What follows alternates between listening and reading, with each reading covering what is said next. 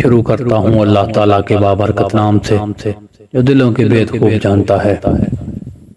تمام سننے اور دیکھنے والوں کو محبت اور خلوص بھرا سلام۔ آپ دیکھ رہے ہیں بزم کہانی یوٹیوب چینل۔ معزز ناظرین کرام، آج کے اس ویڈیو میں حضرت آدم علیہ السلام سے جنتی نعمتوں کی اہمیت کا بیان کروں گا۔ انسان کو پیٹ بھر کر کھانا اور سیر ہونے کے لیے پانی مل جائے، نیز تن ڈھانپنے کے لیے کپڑا اور دھوپ سے بچنے کے لیے درختوں کا سایہ میسر آ جائے، یہ بڑی نعمتیں ہیں۔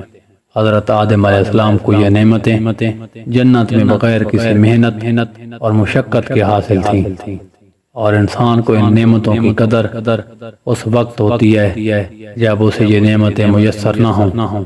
اس لیے اللہ تعالیٰ نے آدم علیہ السلام کو شیطان کی دشمنی سے خبردار کرنے کے ساتھ ان کے سامنے جنتی نعمتوں کی اہمیت بھی بیان فرمائی کہ جنت میں آپ نہ بھوک محسوس کریں گے، نہ پیاس، نہ اس میں بے لباس ہوں گے، اور نہ آپ کو دھوپ لگے گی۔ الغرض ہر طرح کا عیش و راحت جنت میں موجود ہے، اور اس میں محنت اور کمائی کرنے سے بالکل امن ہے۔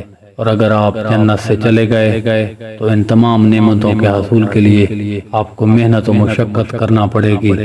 اس لیے آپ ابلیس کے وسوسوں سے بچ کر رہیں۔